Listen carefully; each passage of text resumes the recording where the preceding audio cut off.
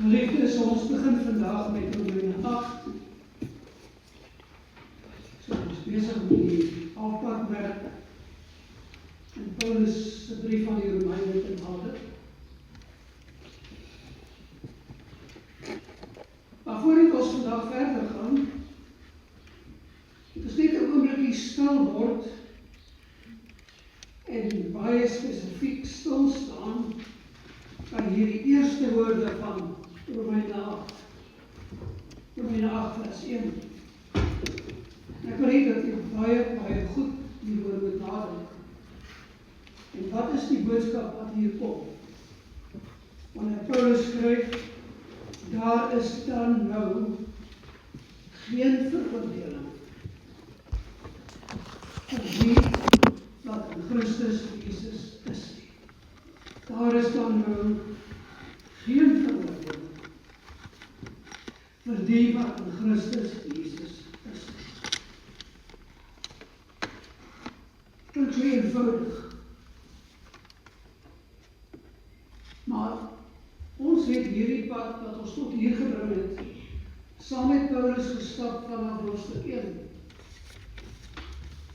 En daarom weet ons teen hierdie tyd dat Romeine 8 vers 1 is nie 'n losstaande bemoedigingswoord wat Paulus maar net in die lug uitgryp nie. Dit is die logiese volgende waarheid wat moet volg op al die vorige hoofstukke. Hierdie woorde is die klimaks van elke vers wat Paulus tot op hierdie punt in hierdie brief geskryf het. En daarom moet ons baie goed kennis neem van daardie klein woordjie wat daar in vers 1 staan. Want dit is binne die konteks van hierdie vers, is dit 'n baie betekenisvolle woordjie. En dit is die woordjie dan. Daar is dan nou. Daar is dan nou.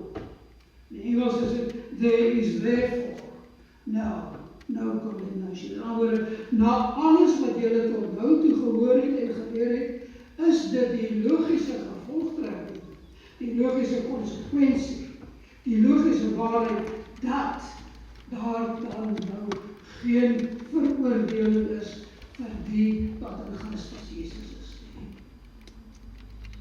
Op grond van hierdie eerste 7 hoofstukke is daar dan nou geen veroordeling. En dit is waar ons vandag begin. Hier is ons by die brood van die lewe. Hier is ons by die fontein van lewende water. Hier is ons voortgang van elke dag. Want dit is die woord wat die Christen vir homself as 'n lese kan neem. Daar is dan nou geen veroordeling vir my nie. Daar is geen veroordeling vir die wat in Christus Jesus is nie. En dit is die waarheid waaraan ons onsself elke dag moet herinner. Dit is die waarheid wat vir ons die krag moet gee vir elke dag. Wat ons siele moet voed, ons dors moet les.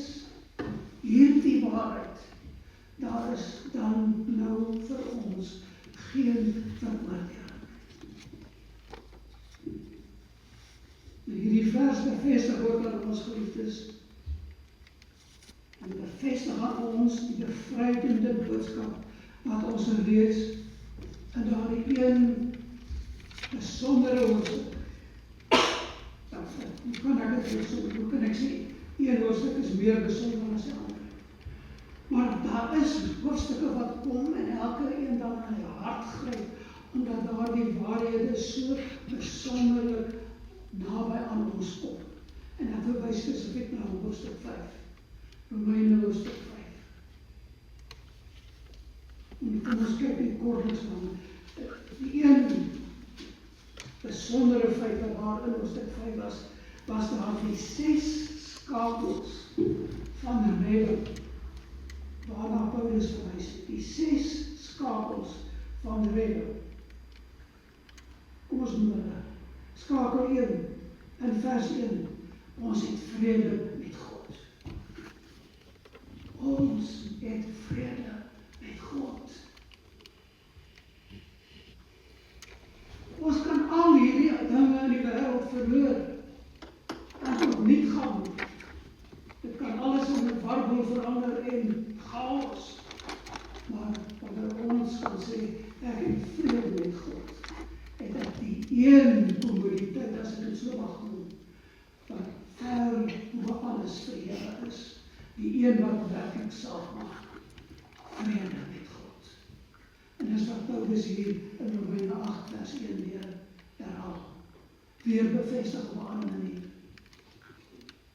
Ons het in 5 vers 1 gelees, omdat ons dan uit die geloof geregverdig is, het ons vrede by God. Vrede by God. Die tweede skakel, ons het, omdat ons uit die geloof geregverdig is, het ons vrede by God. En dit gee dan vir ons toegang tot genade. Toegang tot God se genade. Hy skryf in die eerste deel van vers 2, deur wie ons ook deur die geloof die toegang verkry het tot hierdie genade wat ons staan. Weereens, dit word in Hoofstuk 8 vers 1 alles saamgetrek. Dit bevestig dit. Die derde skakel, en nou, op grond daarvan, het ons nou hierdie vaste verwagting, hierdie hoop. Maar hoop is nie 'n goeie woord in Afrikaans nie. Ons het die vaste verwagting, is 'n beter vertaling, want dit is nader aan die Bybelse betekenis. En hy sê, en ons roem in die vaste verwagting op die heerlikheid van God. Dit wat vir ons wag is die vaste verwagting waarna ons uitsien. En hy gaan later weer in Hoofstuk 8, kom hy by vers 18, maar hy sê dat dit wat ons nou op die oomblik deurgaan, is niks in vergelyking met dit wat vir ons wag nie. Die wonderlike beloning wat vir ons wag nie. Dit is hier dieselfde, die hoop, die vaste verwagting op die heerlikheid van God. Die vierde skakel was, en hier kom by die rede hoekom ons daarin kan wees, omdat God se liefde in ons harte uitgestort is deur die Heilige Gees. Weereens, dit is Romeine 8 vers 1 op 'n ander manier gestel. Omdat die liefde van God in ons harte uitgestort is deur die Heilige Gees. Nou gee dit vir ons die liefde wat ons nodig het om in hierdie wêreld te lewe soos ons moet. Ons kan beteken dat Here, waar moet ons hierdie liefde van anker? Die Here stort dit in ons harte uit deur die Heilige Gees. Daar is die liefde wat ons moet hê. Die vyfde skakel, hier gee hy vir ons die versekerde versoening, vers 9 en 10. Nou dat ons geregverdig is in sy bloed, deur hom gered word van die toorn, die toorn van God. Veel meer sal ons deur sy lewe gered word, nou dat ons versoen is. As gevolg van die versoening met God, is ons vry van sy toorn. Ons gaan nie sy toorn ooit voorstaan nie. Ons gaan nie, we never going to face it.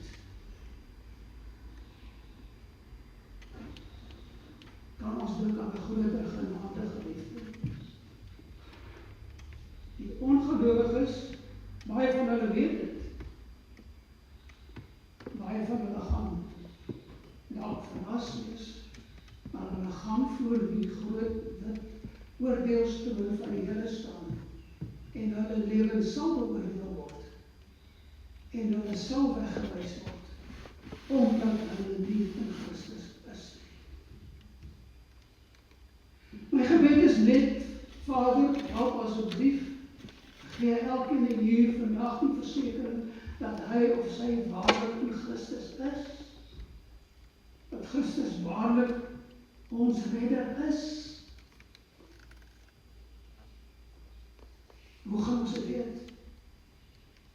Nou, die Heilige Gees verseker ons daarvan in die eerste plek.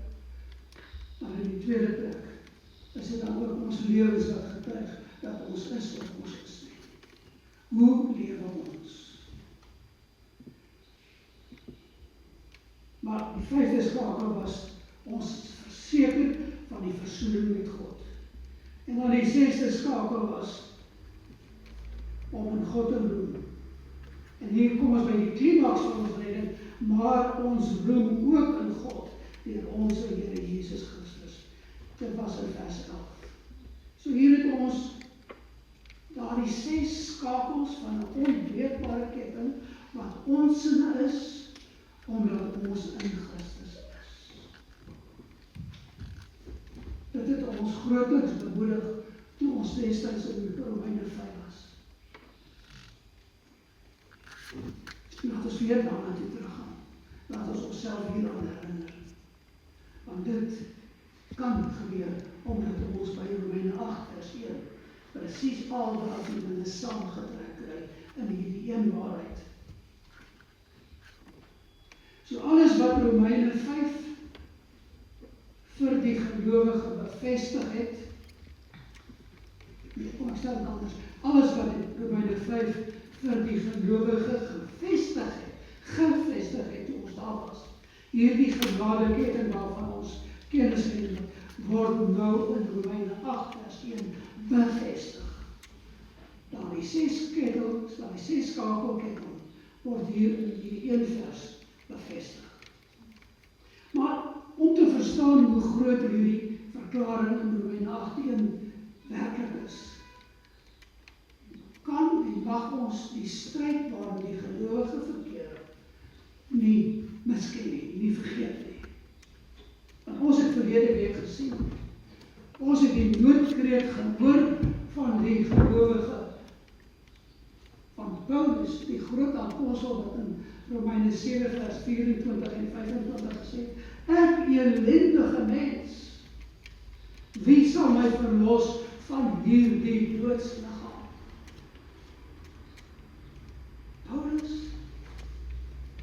Paulus, maar nie net Paulus nie, elkeen van ons is daar. En as ons onsself nie mislei nie, en wat sê 1 Johannes 1, as ons ons sonde ontken, dan is ons mislei. Ons is nie eerlik met onsself nie. En mag ons nooit daardie pad loop nie. Ek elendige mens, wie sal my verlos van hierdie doodsliggaam? Dit was sy uitroep in vers 24. Dit is die kreet van iemand wat die werklikheid van die sondestryd ken. Maar belangrik is, hy erken dit. Hy weet wat reg is, hy wil doen wat reg is. Maar hy ontdek telkens weer die mag van die sonde wat nog in sy vlees werksaam is. En daarom vra hy dan, wie sal my verlos? Wie sal my verlos? En dan kom die antwoord in vers 25 en 26. Ek dank God deur Jesus Christus, onze Here. Wie is die een wat verlos? Jesus Christus, die een deur God gestuur. En dan sê in vers 26, so dien ek self dan wel met die gemoed die wet van God, maar met die vlees die wet van die sonde. Nou hierdie woord wat hy hier vir gemoed gebruik, is die Griekse woord nous, wat verwys na jou verstand, jou intellek, jou gedagtes, jou denke. Hier word dit vertaal met gemoed, want is alles saamgevat. Dit is jou, al hierdie dinge, jou verstand, jou intellek, jou gedagtes, jou denke, wie jy in jou innerlikste is, dit wat in jou gemoed aangaan. Dan sê hy, so dien ek self dan wel met die gemoed, al hierdie dinge, die wet van God, ek wil dit in my lewe, ek wil so lewe. Maar met die vlees, die wet van die sonde. Maar ons het gesien, hier is 'n tweestryd. die denke, die verstand, die intellek, die hele gemoed teen die vlees, terwyl ons nog hier op aarde is. 'n bekende Engelse digter het dit so gestel en gesê, for a new man to arise in me, that the man I am may cease to be. As die mens wat ek is, dat nog so dikwels kop uitsteek, as hy maar net kan opstaan.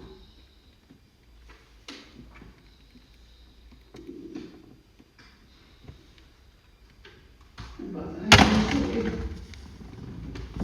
die digter hier sê, is presies 'n beskrywing van die gelowige. Dis in die kom. Die gelowige weet en hy besef dat hy 'n nuwe skepsel is. Hy is 'n nuwe skepsel in Christus. Maar dat die ou mens nog nie dood is nie. Die ou mens is nog nie dood nie. Daarom is dit ondenkbaar dat daar kerke is wat preek, verkondig, dat dit moontlik is om sondeloos te leef. En as van die gemeentes wat ek van gehoor het, gelees het, dat hulle eintlik 'n kalender aanhou te sê, ek het daar soveel dae nie gesondig nie. Wel, die oomblik wat hy 'n kalender skryf, is dit verby dan natuurlik. Ons mag dit nie ontken. As ons die stryd ontken, ontneem ons onsself van die belangrikste wapen wat ons in ons besit het. Want die Here vir ons deur sy Gees gee, naamlik ons gewete. Iemand wat sê hy het nie gesondig nie, sy gewete is dood. En julle onthou wat ons in Romeine 7 gesê dat iemand wat dood is, voel geen gewig op hom nie. Hy is dood.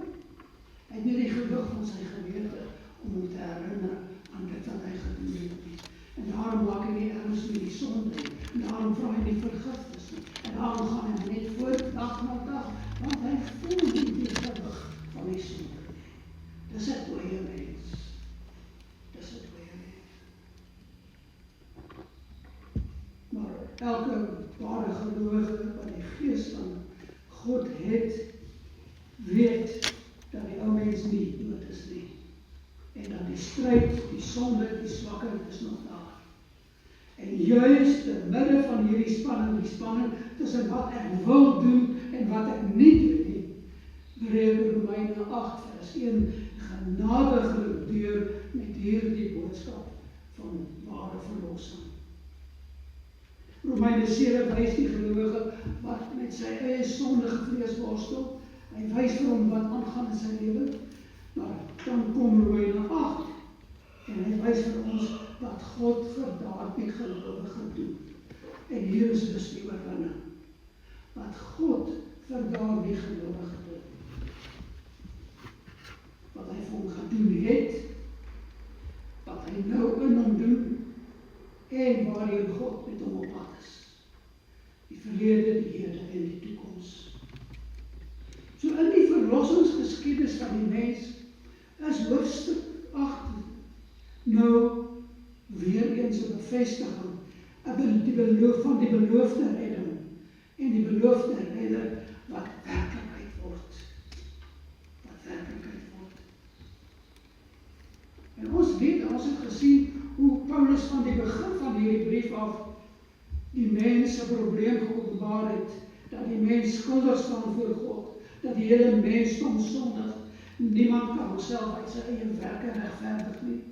Maar die groot evangelie-wending was ook daar, toe ons daar in Romeine 3 vers 21 gekom, ook daar die absolute gedenksteen vers, maar nou is die geregtigheid van God geopenbaar.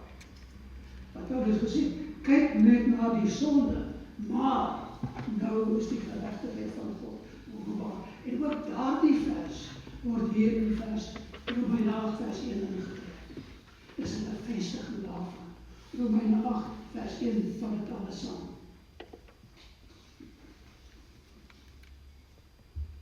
Want die boodskap was dit: God regverdig nou die goddelose, hy red die ongelowige deur geloof in Jesus Christus. Maar dan neem hy ook die gelowige verder in Romeine 6 wat ons gesê het. Die mens wat deur geloof met Christus verenig is, het 'n nuwe identiteit, 'n nuwe lewenswyse.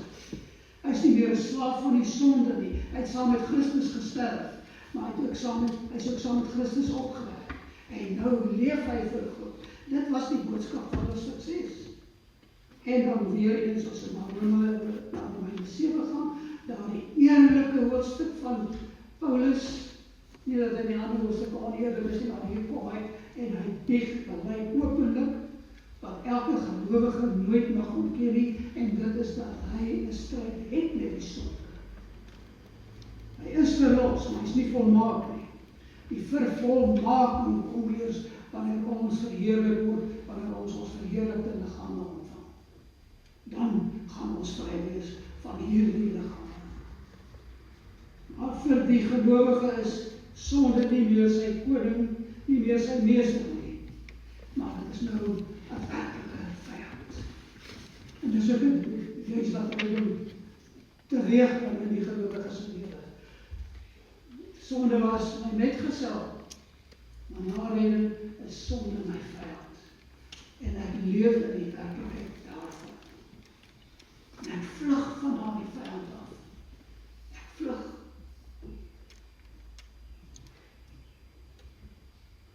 So die antwoord kom in Romeine 8 vers 1.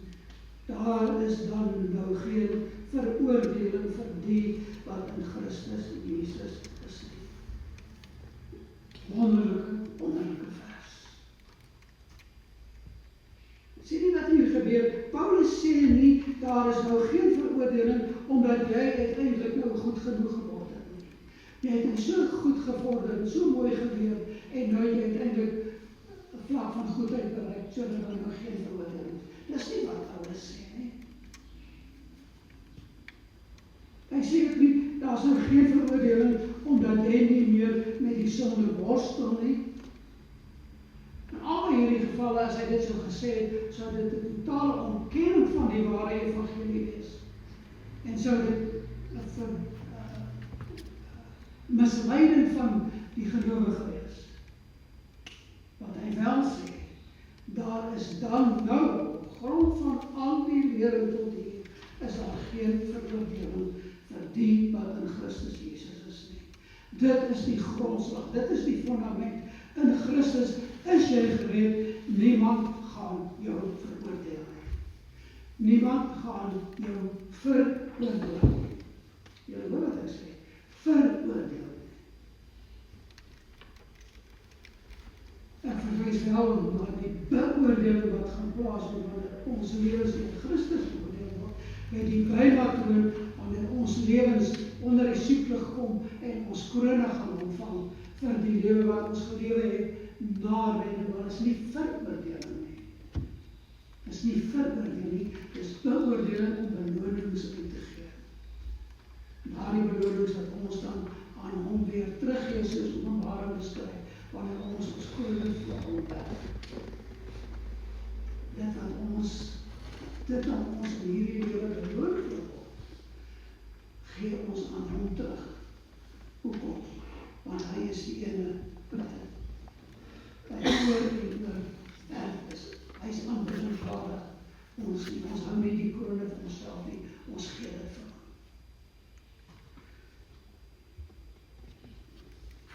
Omdat Christus ons gered het, gaan ons redding nou oor na wat God vir ons gedoen het, wat hy tans in ons doen, wat hy nog met ons gaan doen. En dit doen hy deur die werking van die Heilige Gees. En daarom is die een kenmerk, die een besondere kenmerk van Romeine hoofstuk 8, is die absolute beklemtoning, beamoen van die werking van die Heilige Gees in die lewe van die gelowige. En wat die Heilige Gees alles in die lewe van die gelowige doen.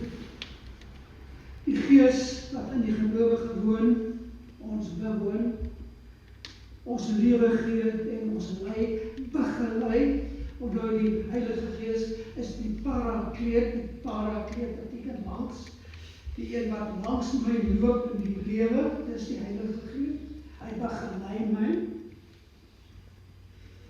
Die Gees wat ons leer om Abba Vader te sê, en mag ons dit meer en meer doen, dat ons waarlik dan ook deur dit wat die Gees in ons doen, daartoe gelei word om meer en meer God as ons Vader te erken. En in sy genade ons te kan oorgee en daar te kan lewe. Die Gees wat ons in ons swakheid te hulp kom. Die Gees wat ons in ons swakheid te hulp kom. En wanneer ons dan uitroep, Abba Vader, help ons, dat ons sal verstaan dat die hulp is van ons Vader. Ons genadige, liefdevolle Vader. Die Gees wat ook vir ons intree, wanneer ons nie weet hoe te bid nie. Wanneer ons nie weet hoe te bid nie, dan is die Gees die ene wat ons lei.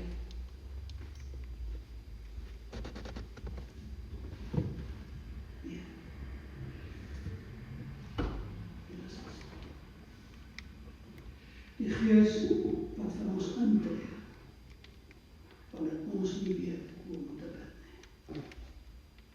In kort kom dit daarop neer dat die gelowiges se hele lewenswandel word nou bedryf, beheer, bestuur deur die Heilige Gees. En hy gaan ons in hierdie hoofstuk sodanig leer, al hierdie dinge vir ons baie duidelik wys, sodat ons dan wanneer Paulus aan die einde van hoofstuk 8 saam met hom kan sê, niks kan ons skei van die liefde van God, wat daar in Christus Jesus ons Here is nie. Kyk nou die sprong van Romeine 8 vers 1 na Romeine 8 vers 39. Daar is geen veroordeling nie. Niks kan ons skei nie.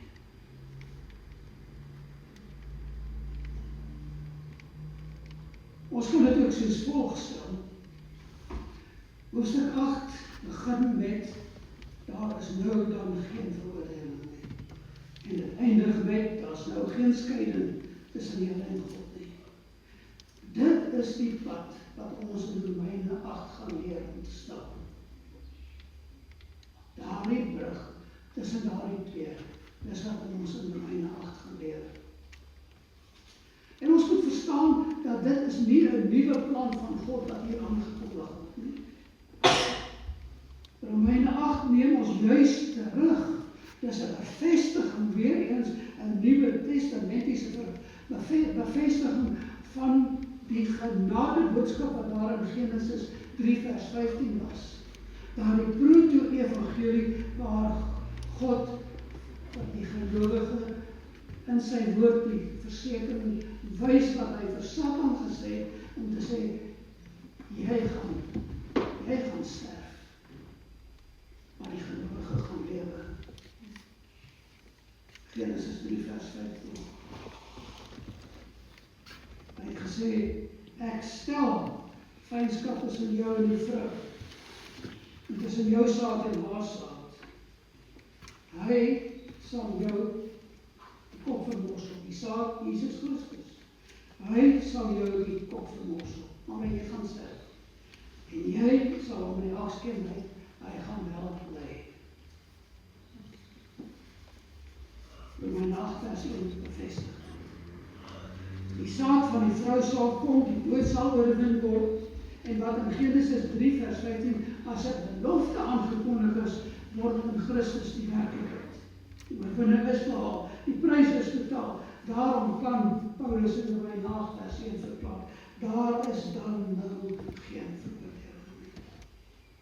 Genesis 3 die belofte, Romeine 8 vers 1 die werklikheid, vir die wat in Christus Jesus is. Vir hulle wat die goed gestuurde redder, soos wat God daar beloof het, in hom is, daar is geen veroordeling vir hulle. Romeine 8, sê ek weer, is nie 'n nuwe hoofstuk nie. nuwe waarheid nie, dis nie 'n losstaande hoofstuk nie, dis deel van God se groot genadeplan wat deur die hele skrif ontvou word, opgevou word. En hier is nou voldonge sekuriteit vir die gelowige. Voldonge sekuriteit. Wat is dit? Wat is sekuriteit word aan ons gegee? Daar is geen veroordeling vir die gelowige nie.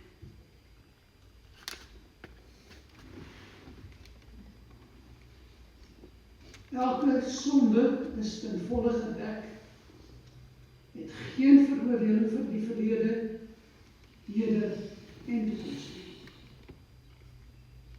Die verlede is gedek met die vergifnis van al die sondes tot op die oomblik van lyding.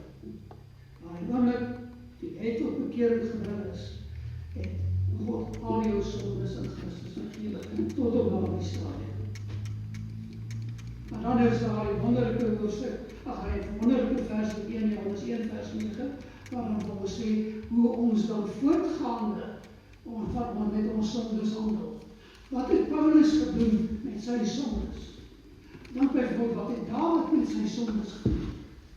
1 Johannes 1 vers 9 sê vir ons dat ons met ons sondes gedoen. As ons sondes bely as gelowiges, hy is getrou en regverdig om ons die sondes te vergewe en ons van alle ongeregtigheid te reinig. Dit is hoe die gelowige voortgaande lewe na redding. Ons bely ons sondes. Maar kom ons kyk na die versekering wat volg op Romeine 8 vers 1, ek wil sê vanaf vers 2, Romeine 8 vers 2, want die wet van die gees van die lewe in Christus Jesus het my vrygemaak van die wet van die sonde en die dood. Dit wil sê, ek gaan nie my sonde bely omdat ek nou onder die wet is nie, maar ek gaan bely my sonde omdat ek teen my Vader gesondig het. My verhouding met my Vader is versteur hierdeur. My gewete word geactiveer en ek lewe onder die gewig van my gewete. En dis hoekom ek my sondes gaan bely.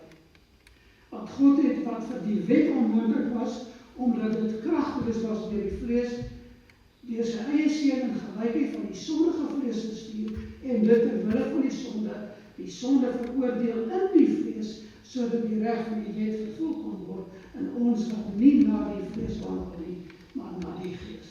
So ons wandel nie meer na die vlees nie, ons word nie deur die wet veroordeel nie, ons word nie deur die wet gedryf om ons sondes te bely nie, maar wel deur die gees. En dis die verskil. En ons wil nie teen ons Vader sondig nie. Ons wil hom verheerlik en daarom gaan bely ons sondes. En bely beteken ons gaan vra vergifnis, maar ons draai weg. Ons gaan nooit weer terug daarna toe. Dit is die hele proses van heiligmaking waar ons verlede week ook gekyk het. Hoe van heiligmaking plaas? Deur ons sondes te bely en daarvan weg te bly en nou heilig te lewe, sodat die wêreld kan sien wie ons is.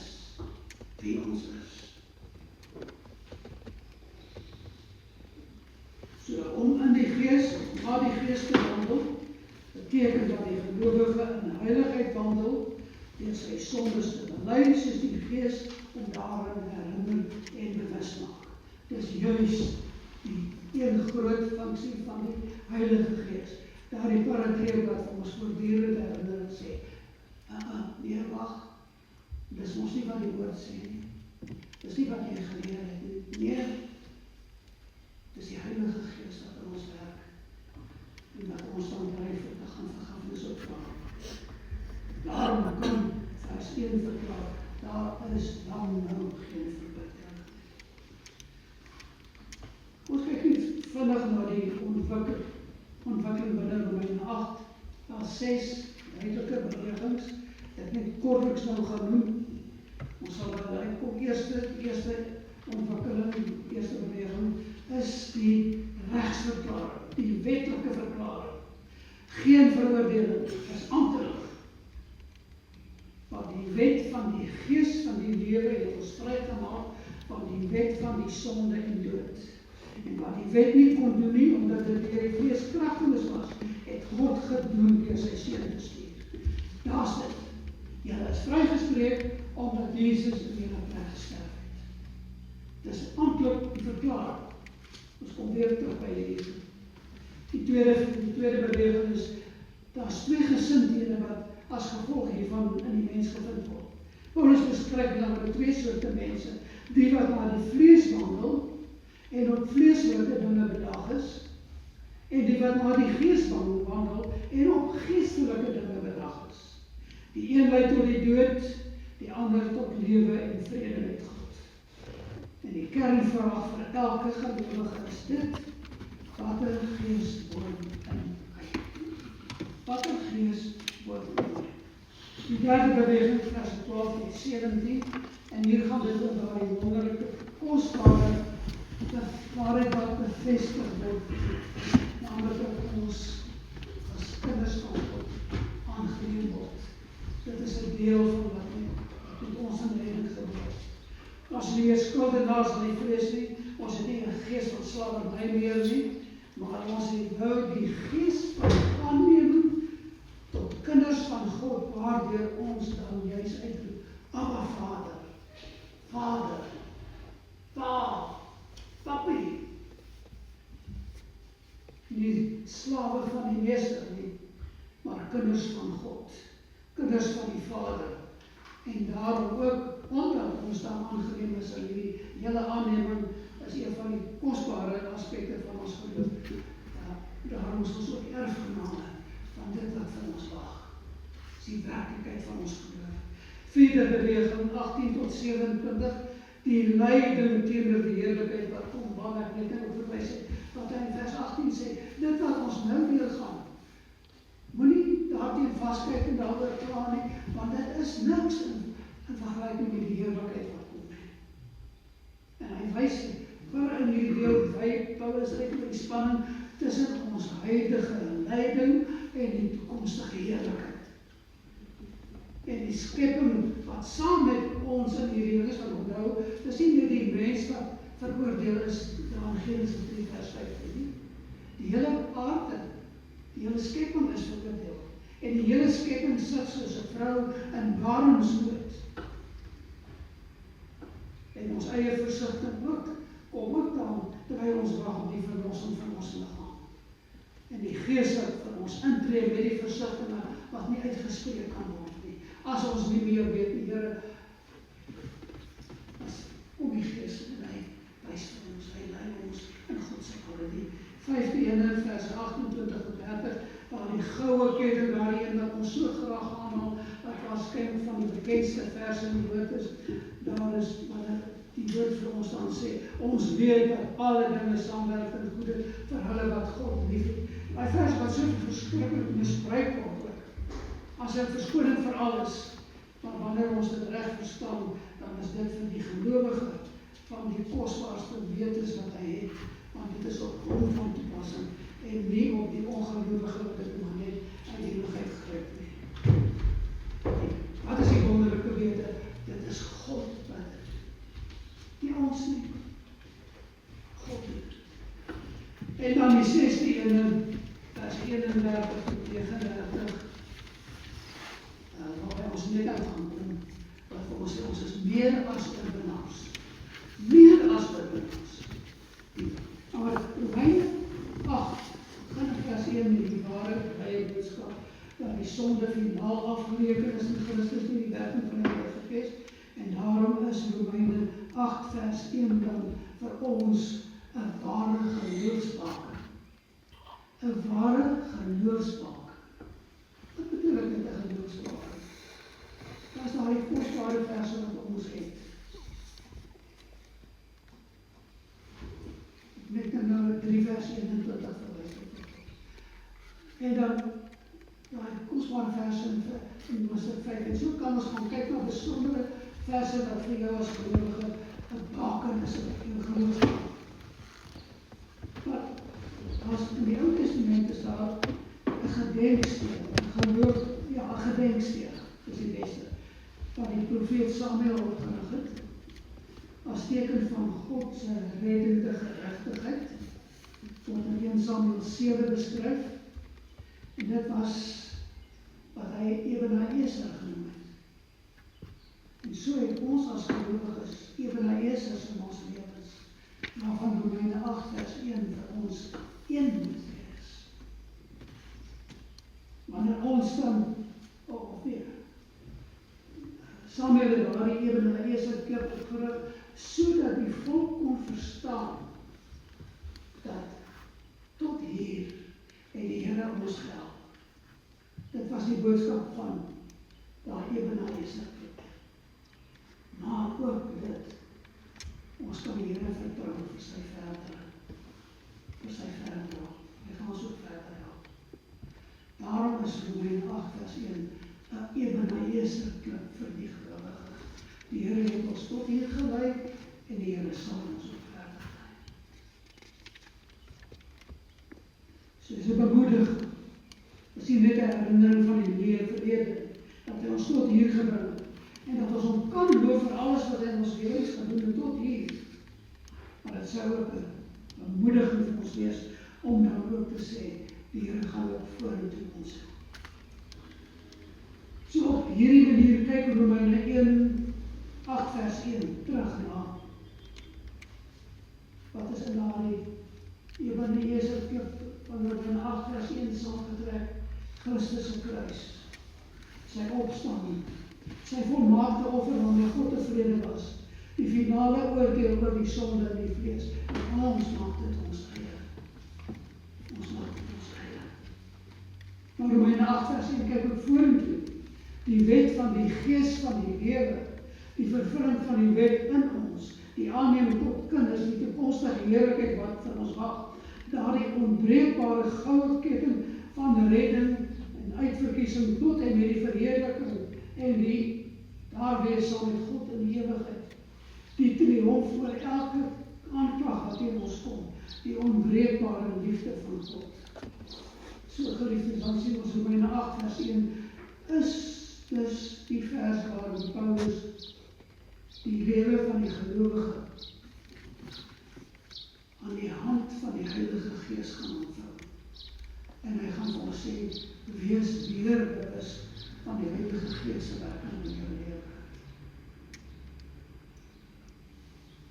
En hier in hierdie hoofstuk is die Heilige Gees nie 'n bysaak nie, hy is sentraal. En hy verwys herhaaldelik na die Gees, veral in hierdie eerste deel, maar die werk van die Gees staan nie los van 'n tweede groot boodskap nie. Daardie absolute sekerheid, die veiligheid, die troos van die kind van God. Dus hier is jou helper. En daardie helper gaan bevestig wie God is. En hy is die een wat julle dwars deur julle lewe aan die hand vat en sê, maar onthou wie God is. Ga na God toe, bid dit tot God. Ga na Abba Vader toe en bid tot hom. Dis die werking van die Gees in ons lewens.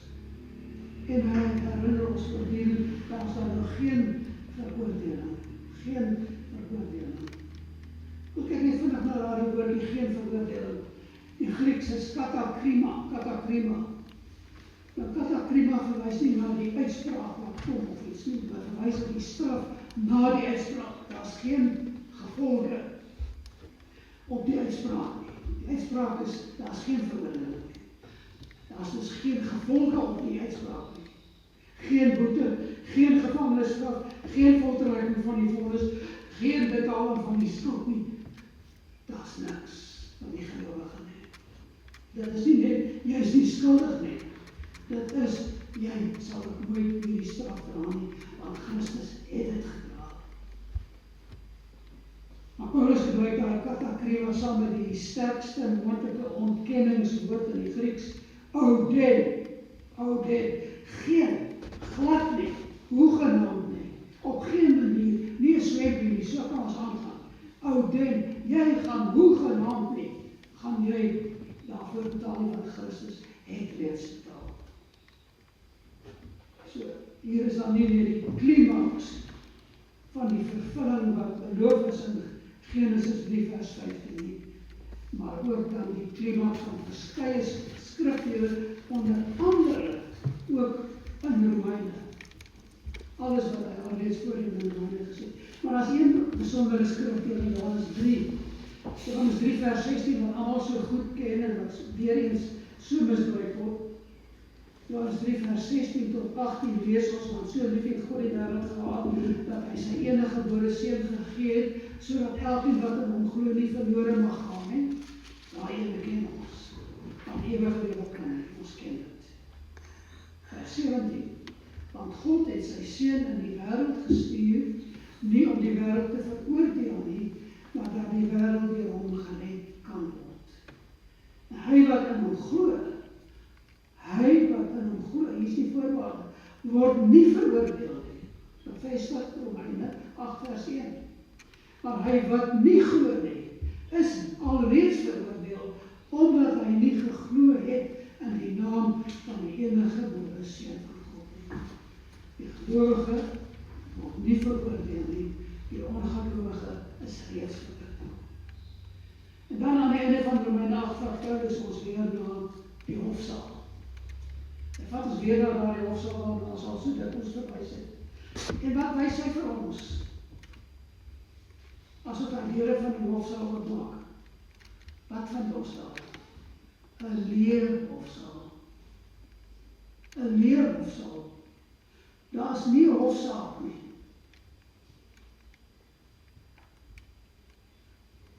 Geen hofsaak, geen beskuldiger, geen aanklaer, geen regter, geen waksman of tronkbewaarder nie, want dit is reeds in Christus.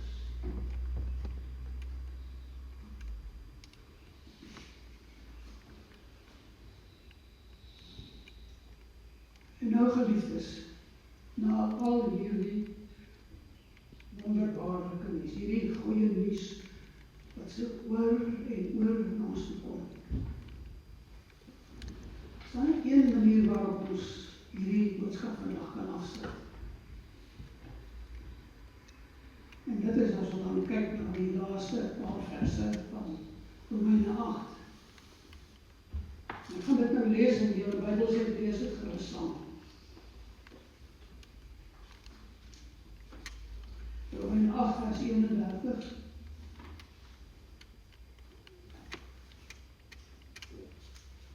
Wat sal ons dan van hierdie dinge sê? Wat sal ons dan van hierdie dinge sê? Nou, alles in ag genome tot hier.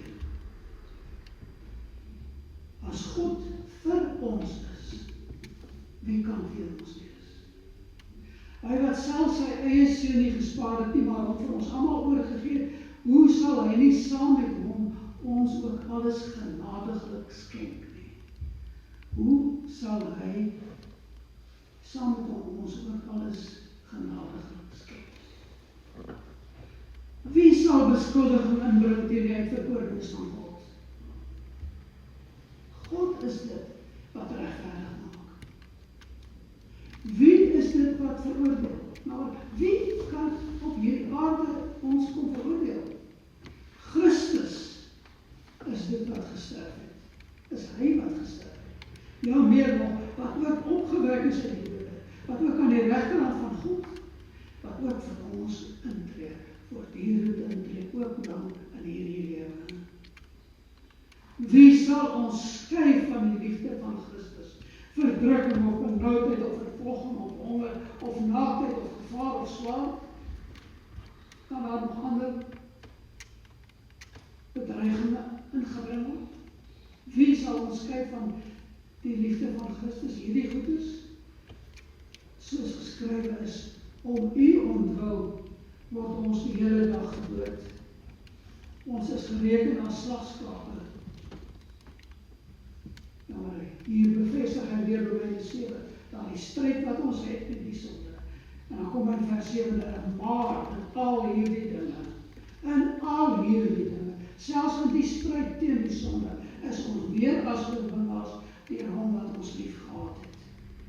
En dan hier die wonderlike einde, want ek is verseker, dat geen dood of lewe, of engele of owerhede, of magte of teenwoordige of toekomstige dinge, of hoogte of diepte of enige ander skepsel ons sal kan skei van die liefde van God, wat daar in Christus Jesus ons Here is nie. Wat kan ons byvoeg? Ons kan maar net almal sê, amen. Here ons Vader, dankie vir u woord. U woord wat ons herinner aan die groot genade waarin ons kan staan. Daardie genade wat vir ons oor en oor verseker dat daar in Christus geen veroordeling vir ons is nie. Dankie dat ons kan weet dat u getrou is en regverdig is, dat u vergewe, dat u reinig, dat u herstel.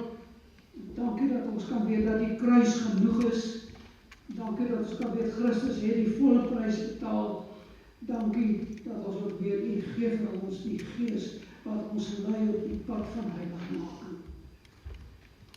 En Here, as ons van al hierdie dinge verseker word, gee dat ons nie net hoorders van hierdie woord sal wees nie, maar daders, doeners. Gee dat ons nie net die waarheid sal ken nie, maar daarin sal wandel.